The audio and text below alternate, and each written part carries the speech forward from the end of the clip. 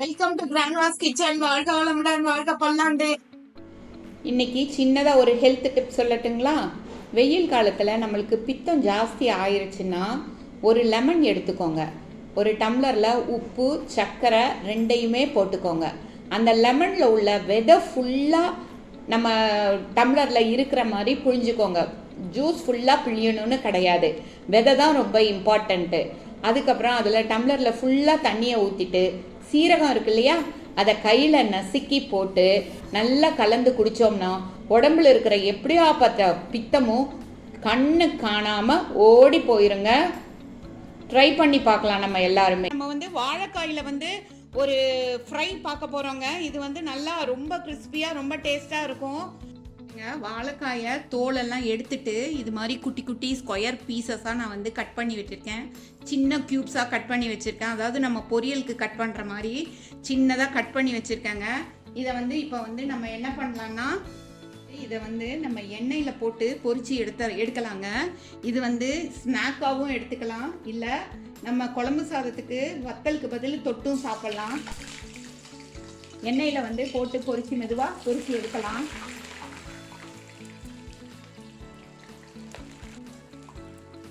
வாழைக்காயில் நிறைய நார் சத்து இருக்குது, ஃபைபருங்க. அது சரியான ஃபைபர் ஃபுட்டு. வாழைக்காய்ங்கிறது நிறைய நார் சத்து இருக்குது. அது இல்லாமல் அயன் கூட அதில் நிறைய இருக்குது. நமக்கு டைஜஷனுக்கும் இது நல்லா யூஸ் ஆகுது. சுகர் பேஷண்ட்ஸுக்கு கூட இது நல்ல விதமாக கொடுக்கலாம் நம்ம. அதனால் ஒன்றுமே தப்பில்லை.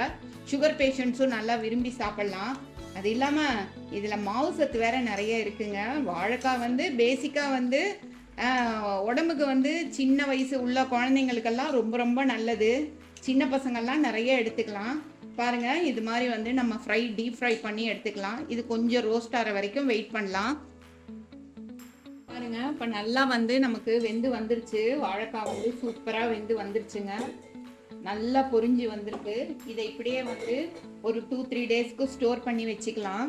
நம்ம ஃபுல் ரோஸ்ட்டில் எடுக்கலை, ஒரு 85% ரோஸ்ட்டில் தான் எடுத்திருக்கோம். ஃபுல் ரோஸ்ட்டில் எடுத்தால் தான் அப்படியே ஒரு 10 டேஸுக்கு கூட நல்லாயிருக்கும். இதை நம்ம இப்போ இதை ஒரு 2-3 டேஸுக்கு நம்ம வச்சுக்கலாம். வாழைக்காய் வாங்குறப்ப இது மாதிரி கட் பண்ணி செஞ்சு வச்சுக்கிட்டோம்னா ஒரு 2-3 நாளைக்கு சாம்பார் சாதத்துக்கு இதுக்கெல்லாம் சைட் டிஷ் தேவையில்லை. குழந்தைங்க ஈவினிங் ஸ்கூல்லேருந்து வந்தப்புறம் ஏதாவது ஒரு ஸ்நாக்குக்கு பதில் இதையே கூட நம்ம கொடுத்துடலாம் அவங்களுக்கு. அவங்க எல்லா குழந்தைங்கள்லாம் நல்லா ரசித்து சாப்பிடுவாங்க. நம்மளோட வாழைக்காய் ஃப்ரை சூப்பராக ரெடி ஆயிடுச்சுங்க.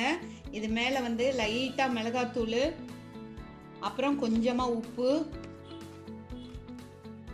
கொஞ்சமாக பெருங்காயப்பொடி எதுக்குன்னா கொஞ்சம் நல்லா ஜீரணம் எல்லாம் டக்குன்னு ஆறதுக்கு. ஆயில் எல்லாம் போட்டிருக்கோம் இல்லையா, அதனால் ஃப்ளேவருக்காகவும் ஜீரணத்துக்காகவும் கொஞ்சமாக எல்லாம் போட்டு நல்லா கலந்துட்டோம்னா நம்மளோட ஃப்ரை சூப்பராக ரெடி ஆயிடுச்சுங்க. தேங்க்ஸ் ஃபார் வாட்சிங் அவர் கிராண்ட்மாஸ் கிச்சன். வாழ்க வளமுடன், வாழ்க பல்லாண்டு.